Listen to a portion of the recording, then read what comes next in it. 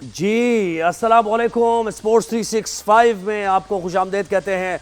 और वही हुआ जिसका डर था, पाकिस्तान ये मैच हार गया। और अगर आप इस तरह खेलेंगे तो आप मैच हार ही जाएंगे।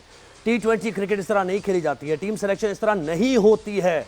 कितनी दफ़ा आपको हम ये बात समझाएं कि आप T20 में आप टेस्ट क्रिकेटर्स को खिलाया, आपने टीम सेलेक्ट की है, उन लोगों को सिलेक्ट किया है कि जो डिजर्व ही नहीं करते हैं T20 स्क्वाड में शामिल होना।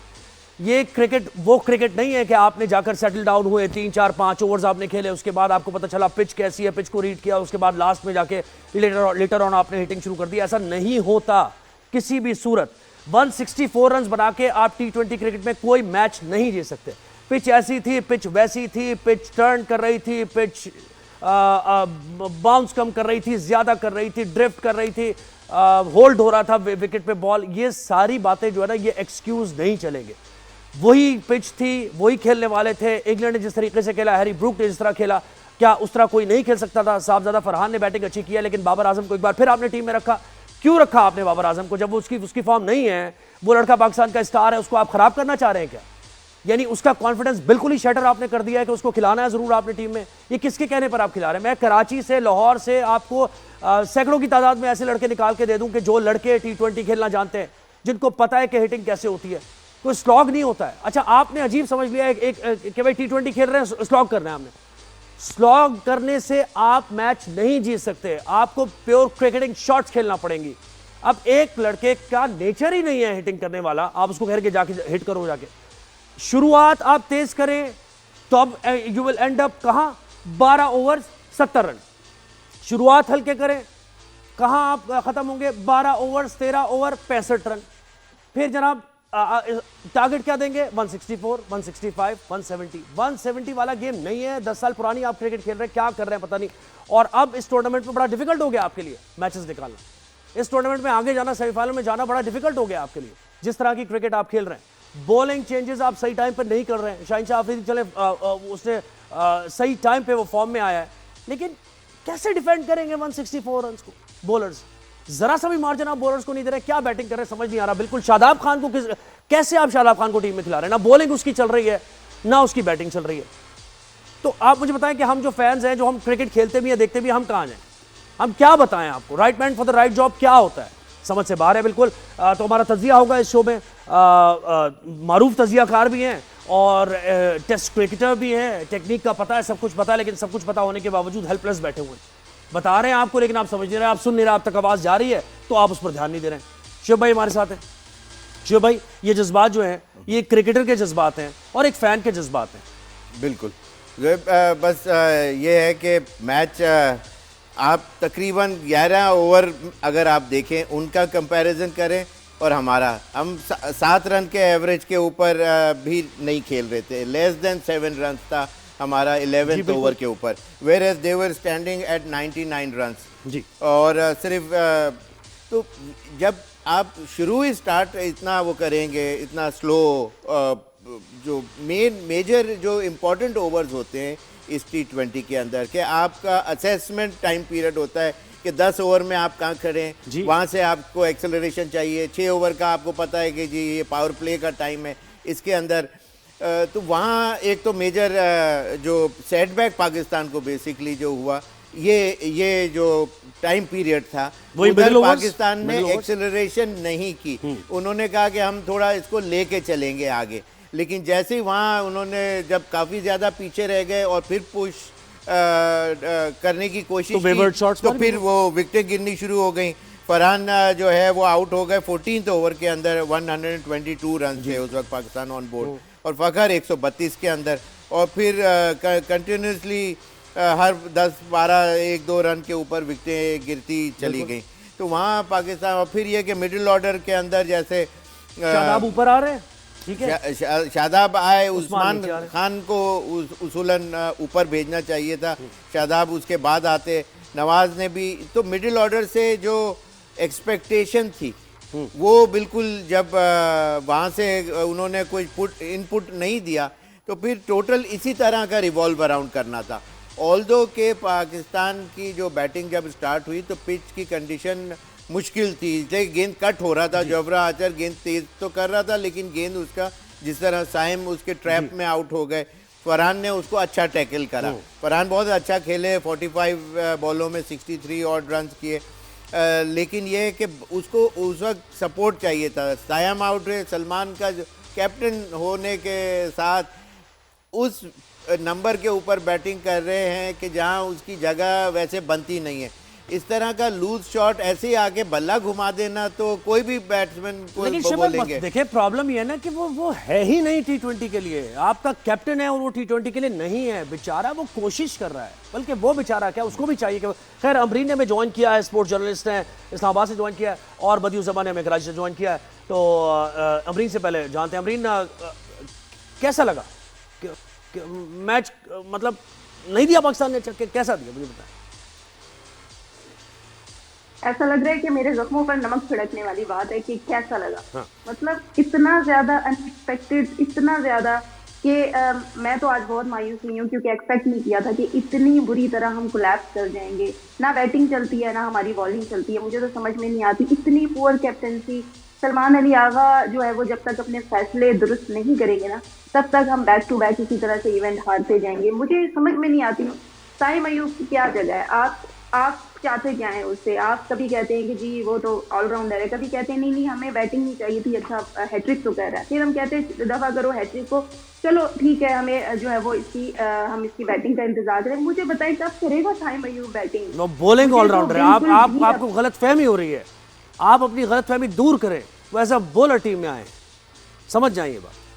वो नहीं, उसकी मुझे तो समझ में नहीं आ रही कि उसको आपने फिलहाल रखा क्यों है, और फिर मुझे ये समझ नहीं आ रही कि आपने नसीम शाह को बाहर बिठाया क्यों है। जब तक आप कॉम्बिनेशन अपने ठीक नहीं करेंगे ना, जब तक आप। मैं दूसरी बात भी आपको बता दूं, ये भी आपको समझ आनी चाहिए बात कि नसीम शाह शाहीन शाह अफरीदी से ऊपर नहीं आएगा बैटिंग करने। नसीम शाह जब तक शाहीन शाह अफरीदी है टीम में नहीं खिलाएंगे उसको, ये भी समझ लें आप।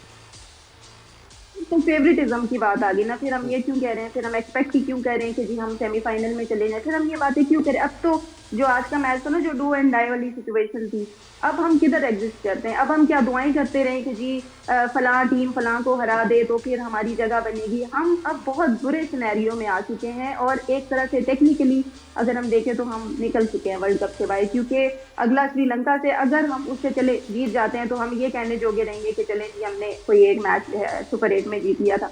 वरना मुझे तो लगता है कि अब जो छोटी टीमों का जो मैच होता है, हम छोटी टीमों से आगे खेल के आए हैं, बड़ी मुश्किल और नाजुक सूरत हाल बनी। जी बिल्कुल। बदियुज़्ज़मा आप मुझे बताएं कि फिर मैं क्या पूछूं, बड़ी नाजुक सूरत हाल बन गई है, यही है ना जो आप बात कर रहे हैं क्रिकेट के बारे में। मैं तो कहता हूं कि पाकिस्तान का मुकाबला अब जो है ना ये ऑस्ट्रेलिया से कराएं, ना इंग्लैंड से कराएं, ना भारत से कराएं। पाकिस्तान का मुकाबला आईसीसी को हम कह देते हैं कि भाई नामीबिया को ले आए, इटली को ले आए, जो नई टीम में आ रही हैं, एसोसिएट टीमें आ रही हैं, इनके साथ खिलाएं। 365 न्यूज़ की टीम से करा दें। मैं कहता हूं 365 न्यूज़ की टीम से करा दें, शुएब भाई कप्तान होंगे उसके।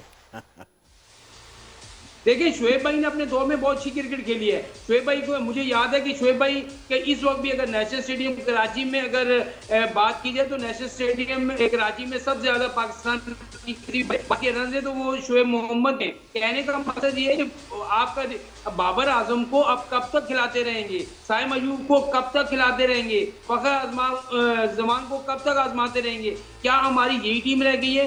आपका कप्तान जो है उसकी T20 में जगह नहीं बनती भाई, उसको आपने कप्तान भी बनाया हुआ, वो अच्छा 4 नंबर से 3 नंबर। बदियुज़्ज़मा मुझे बताएं, नहीं अब मुझे बताएं कि आपने क्या टीम, यानी आपके जहन में क्या टीम थी कि आज के मैच में ये टीम होनी चाहिए थी, कौन इसमें नहीं होना चाहिए था, कौन होना चाहिए था? जल्दी से बताएं अपनी टीम। देखिए यहाँ पर अगर आप ख्वाजा नाफे को आपने एक मौका दिया था तो उसको मौका देना चाहिए। वो T20 के लिहाज से बड़ा अच्छा प्लेयर है। एक बाबर आजम 24 गेंदें 25 रन, कौन सी तुक है, कौन सी ये T20 क्रिकेट है? T20 क्रिकेट में 200 रन भी चेज होते हैं। तो कहने का मकसद सारा यही है। नहीं ख्वाजा नाफे को खिलाएंगे तो बच्चा एक्सपोज हो जाएगा। सुने, ख्वाजा नाफे को खिलाएंगे तो वो एक्सपोज हो जाएगा, उसका करियर खराब हो जाएगा। समझ नहीं रहे आप बात को? सही टाइम पे उसको हमने खिलाना है। आपकी बात सही है। देखें असल मसला यहाँ पर यही होता है कि जो हम फेवरेट हमारा है उसको हम चांस दिए जाते हैं। 71-72 मैच जो है वो साइम अयूब खेल चुका है, उसको हम एज अ बैट्समैन बल्लेबाज लाए थे, उसको आपने बॉलर बना दिया। हमें नहीं चाहिए वो नंबर 1 ऑलराउंडर, हमें उसके 60-70 रन चाहिए कि जो टीम के काम आए। भाई आप इतने रन करें कि आपकी बॉलिंग की जरूरत ही ना पड़े।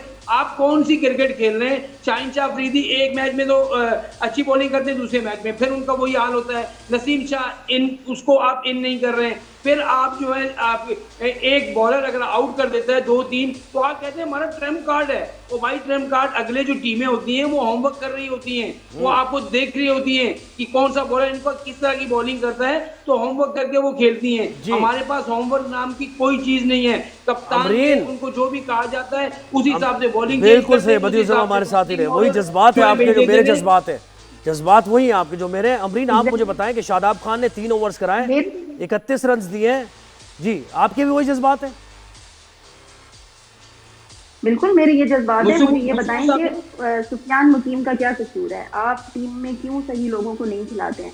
आपने काबिल लोगों को, मैं तो ये समझती हूँ कि अगर हमारी अंडर 19 की टीम आ जाए, नमाज सदाकत को आप खिलाने, समीर मिनाज को ले आए, तो मेरे ख्याल से वो इनसे ज़्यादा अच्छा खेलेंगे। और जिस तरह की सिचुएशन में आज हम डू एंड डाई सिचुएशन में क्या किया, शादाब ने क्या किया, साइम बदियुल जमा की बात से मैं बिल्कुल एग्री करूँगी कि हम लाए थे किस लिए साइम अय्यूब को, कि हमें बैटिंग करके देगा। फिर हमें एक टाइम पे यही समझ में नहीं आई कि हमने इसे बॉल खिलानी है या बैट कराना है। क्या वो खुद भी अब कंफ्यूज होकर रह गया, ठीक है, जब हम उसे एक्सपेक्ट कर रहे होते हैं। अब मुझे बताएं, इतने सारे बैक टू बैक मैचेस खेलने के बाद साइम अय्यूब को रखने की वजह क्या है? दूसरा, फिर आप जी आपकी आज देख लें कि आपकी जो पिच थी वो फास्ट बॉलर को जो है वो सपोर्ट कर रही थी। आपने क्या किया? उस्मान तारिक जिसका इतना हल्ला मचा हुआ था पिछले इंडिया के साथ भी हमने देखा मैच में, एक तो उसको बड़े गलत जो है वो गलत नंबर पे उसको दी गई बारी, फिर आज भी उसके साथ क्या किया गया? आप हैरी ब्रुक को जब बैटिंग कर रहा था तो आप उस्मान तारिक को पहले भी तो दे सकते थे। तो मुझे समझ में नहीं आती आगा जी किस किस्म के फैसले करते हैं, किसके कहने पे करते हैं, क्या उन्हें समझ में नहीं आती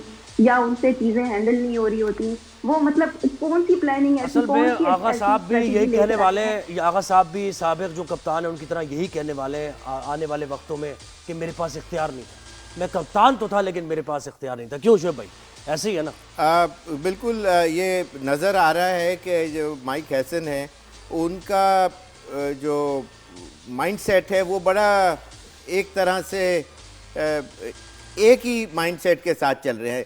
ये T20 मैचेस एग्रेसिव माइंडसेट नहीं है उनका, उसके अंदर you got to shift gears. आप अगर साइम 4-5 मैचों में फेल 3-4 में हो गया है तो आप उसका बैटिंग ऑर्डर उसको चेंज करके दे सकते थे। यहाँ फखर ओपन करता और साहबजादा के साथ तो things would have look different. At least ऐसा लगता कि आप कुछ कर रहे हैं। अगर एक ही पेपर के ऊपर आपने फ्रॉम द वर्ड गो एक ही प्लान के साथ चल रहे हैं तो that means you don't have any other plans. तो इस तरह तो 10 इस तरह के कोचेस मिल जाएंगे।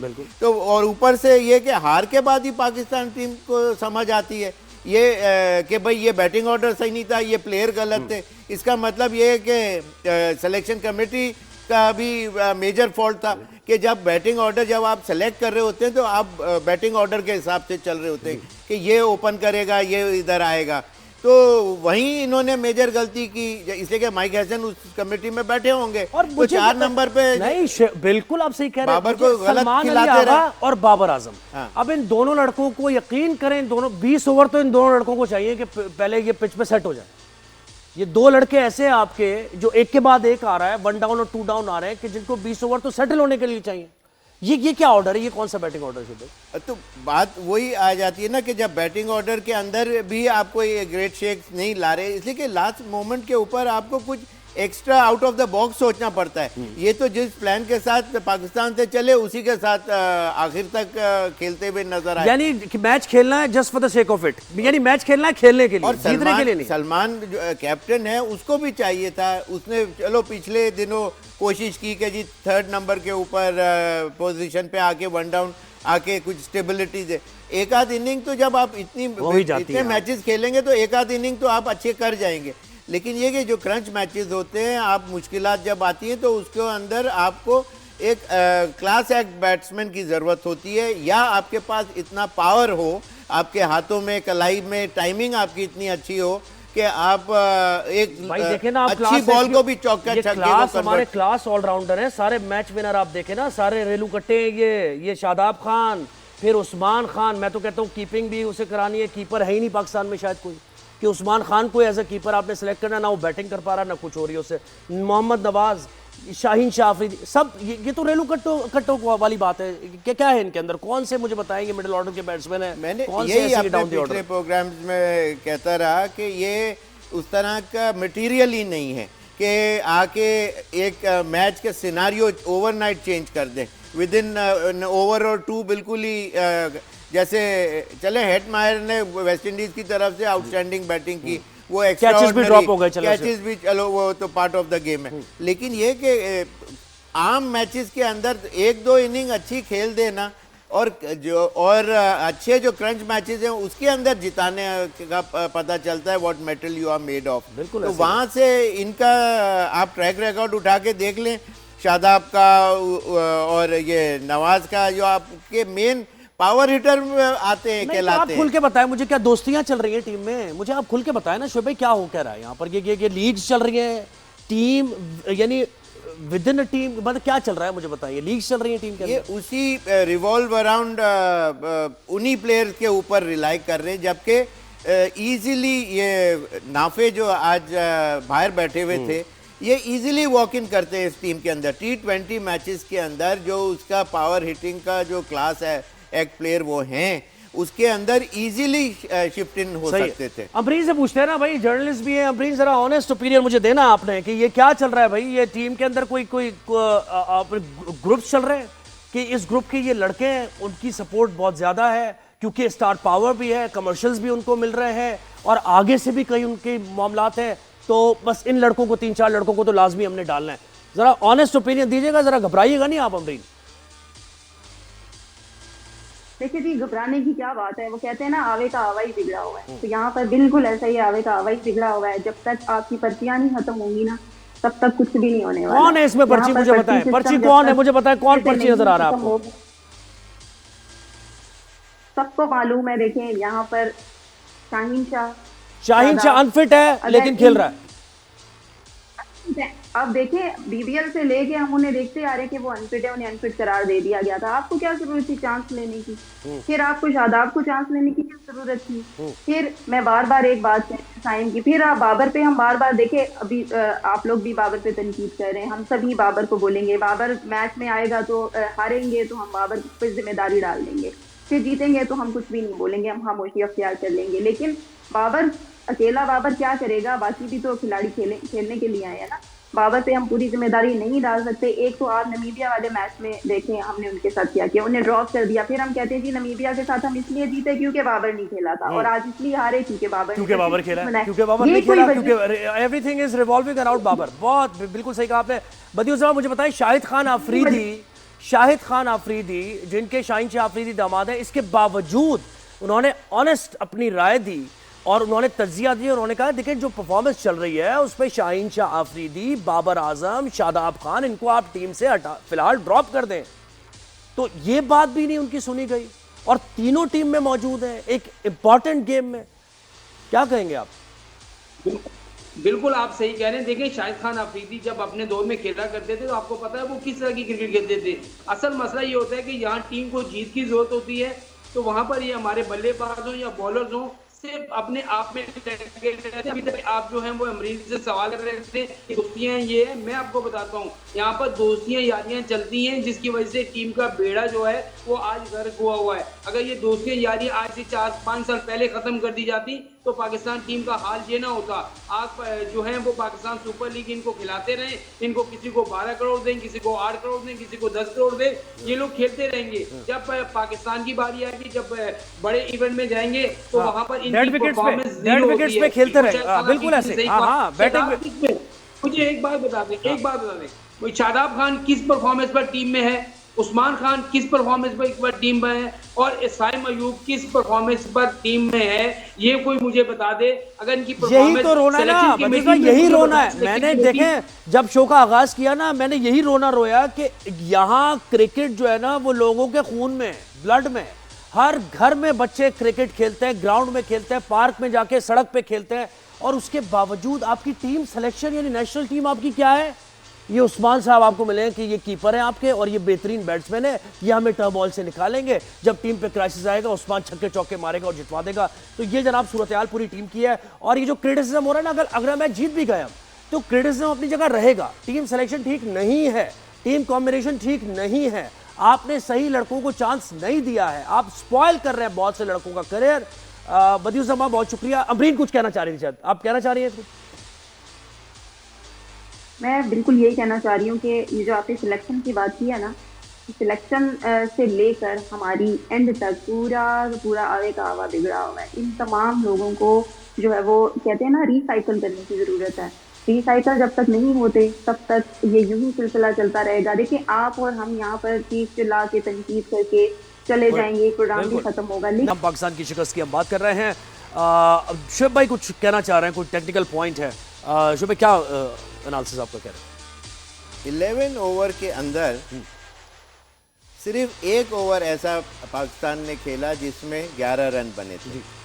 11 ओवर के अंदर सिर्फ एक ओवर ऐसा आया कि जिसमें 11 रन बनाए पाकिस्तान ने। वेयर एज उनकी टीम के तरफ से जो 11 ओवर जो थे उसमें 5 ऐसे ओवर थे जिसमें उन्होंने 10, 12, 17, 14 रन इस तरह बनाए। उन्होंने 11 ओवर के अंदर 5 बड़े ओवर खेले और हमने सिर्फ एक ओवर ऐसा खेला जो कि 5th ओवर था, जो सिर्फ 11 रन का ही वो आया।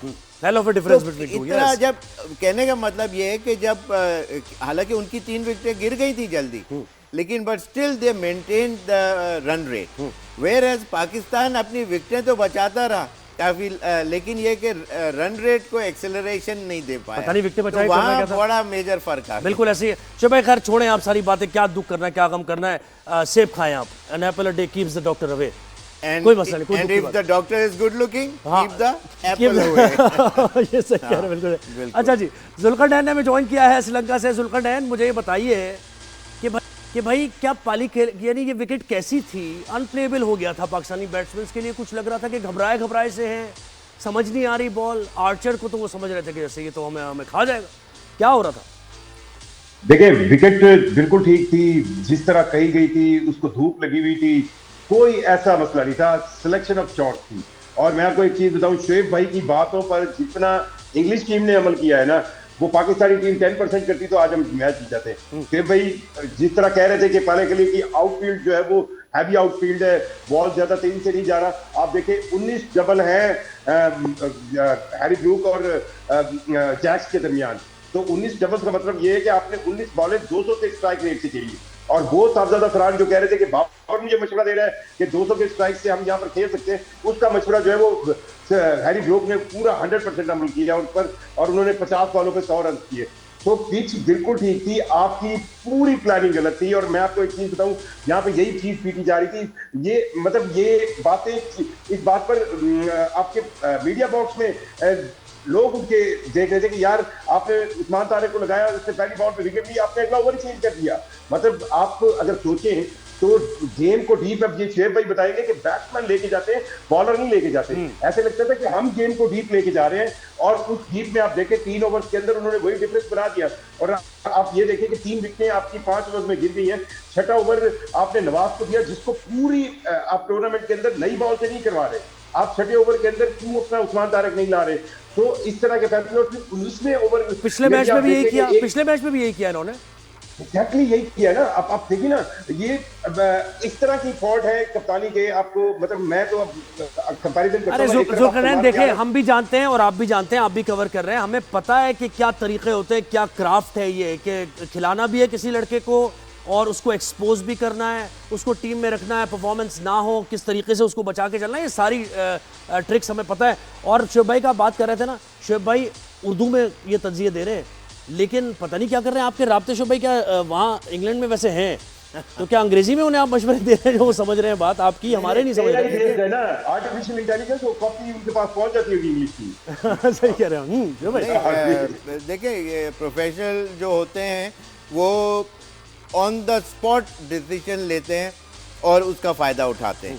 यहाँ पाकिस्तानी जो मैं अपने पिछले प्रोग्राम में जो है बार बार ये कहता रहा कि इस पाले किले ग्राउंड के ऊपर आउटफील्ड बहुत स्लो है, इसके ऊपर बाइसेक्ट करके बॉल थ्रू नहीं होता, इतना फास्ट आउटफील्ड नहीं है। बारिश पिछले दिनों बहुत हुई, ग्रास का जो जो वो है थिकनेस जो है वो भी बहुत ज्यादा मोटी ग्रास है, वरना एक होती है बिल्कुल फाइन ग्रास, बिल्कुल फाइन होती है, बिल्कुल यहाँ मोटी मोटी घास नहीं करता है, इसमें पत्तों की तरह इतना मोटा उसका ग्रास है।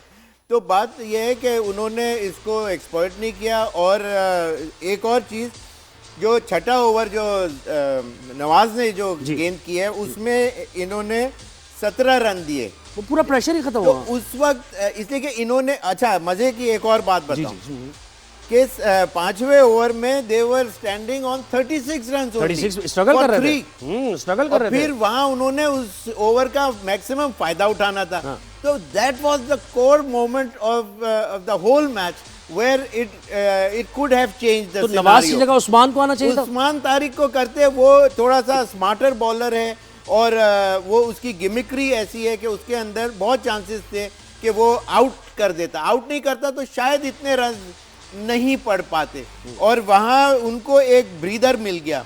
दे could breathe easy after the 6th over, they were standing on 53 run rather than they was batting. और देखिए सॉल्ट उनका जबरदस्त हार्ड हिटर है, वो 0 पे चला गया। वो तो अफरीदी ने उनको सारों को आउट कर दिया शुरू में, लेकिन जो कहने की बात है 36 रन थे 5 ओवर में, और वहां से जंप अप करके 53 के ऊपर आके खड़े हो गए। तो वो फिर वापस स्टेडी खेलना शुरू गए। अगले 2 ओवर आए 5-5 रन के, फिर 9, फिर 10, फिर 17।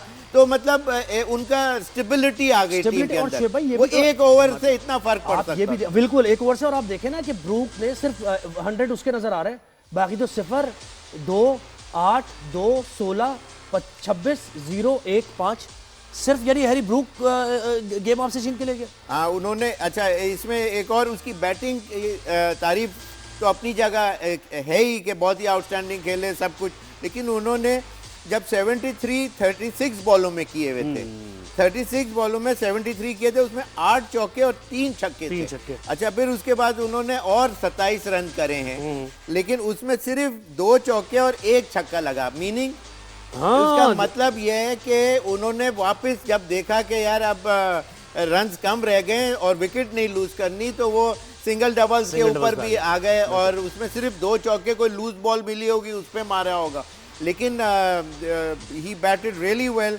For the English side. Zulfar मुझे बताएं, गेम अवेयरनेस नहीं है ना, ये जो टेक्निकलिटीज बता रहे हैं ये ठीक है, एक आम आदमी के लिए तो है कि यार वाकई ये तो बात है, अगर इनका तो ब्रेड एंड बटर है, ये करते क्या है मुझे बताएं। प्रोफेशनल क्रिकेटर्स हैं, खेलने के पैसे लेते हैं, ये कितनी मजे की बात है, टूर्स के पैसे, खेलने के पैसे, और ये खेल।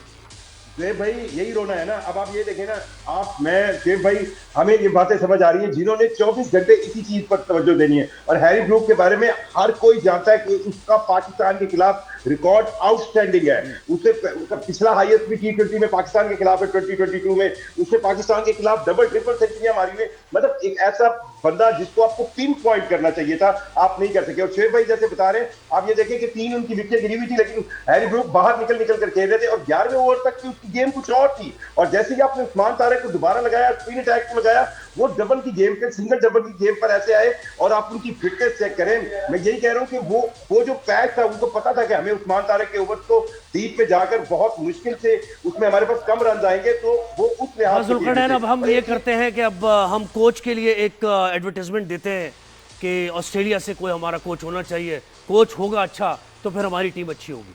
क्या ख्याल है आपका? न्यूजीलैंड के किसी जर्नलिस्ट को ये इंटरव्यू देगा, फिर बातें आएंगी, ये कहेगा कि मुझे किसने कहा था कि बाबर आजम को अपने हर हाल में खिलाना है, मुझे किसने कहा था कि शादाब को नहीं निकालना और इब्रार को बाहर करना है, जिससे 40 मैचेस के अंदर 26 मैच जितवाए हुए हैं। मतलब आप इब्रार और उस्मान तारिक का कॉम्बो चलाएं। भाई अबरार को ही खिला देते आपने जो 3 रेलू कट्टे खिलाए हैं, इसकी जगह अबरार को खिला दे। जुल्करनैन बहुत शुक्रिया। भारी जिम्मेदारी हमारे कंधों पर, नातवा कंधों पर आ चुकी है, और वो भारी जिम्मेदारी ये है कि हमने क्या करना है, हमने दुआ करनी है, बहुत ज्यादा दुआ करनी है, क्योंकि दुआओं पे मामला अब आ पहुंचा है। अब पाकिस्तान को अपना मैच जीतना है, बड़े मार्जिन से जीतना है। अगर ये हार जाए तो हम जीत जाएंगे, वो जीत जाए तो हम जीत जाएंगे, अगर ये मैच ड्रॉ हो जाए तो हम, ऐसे ही है ना। अब तो यही चल रहा है ना, बस अब यही बातें रह गई हैं मेरे ख्याल से करने की। हाँ। इसलिए कि इक्वेशन जो है वो बड़ा अब मुश्किल हो गया है पाकिस्तान के लिए, और इसलिए कि एक मैच जो बारिश में चला गया उससे सिर्फ 1 पॉइंट आ सका। आज का मैच इंग्लैंड से पाकिस्तान हार गया। उसमें बड़ा खुश हो रहे थे लोग। कि अच्छा हुआ कि एक मैं कह रहा था कैसे भाई मैच होता तो शायद 2 पॉइंट आ जाते। बिल्कुल वो मैंने भी यही कहा था कि ये ब्लेसिंग इन डिस्गाइज है या अदरवाइज पाकिस्तान के लिए क्या नुकसान तो नहीं है कहीं, इसलिए कि ये पॉसिबिलिटी बिल्कुल है। लेकिन अब आगे के मैचेस ऑल्दो के कैंडी के अंदर जो मैचेस हैं आगे होने वाले उसमें एक्सपेक्टेड तो ऐसा बारिश नहीं है, लेकिन ये कि गेम खेल के जो टीमें जो जीता करती हैं वो पॉजिटिव रहती हैं और इफ्स एंड बट्स के ऊपर नहीं आती। अपनी गलतियां जब करते रहेंगे तो फिर ये इस तरह की चीज़ें हाईलाइट होंगी। चले बच्चे हैं, क्या हो गया, बच्चे हैं, गलतियां करते रहते हैं, समझ जाएंगे किस दिन, आगे 5-10 सालों में इंशाल्लाह समझ ही जाएंगे क्या हो गया। ऐसा समरी दिखाएं आप भाई से, क्या है समरी? समरी क्या कह रही है?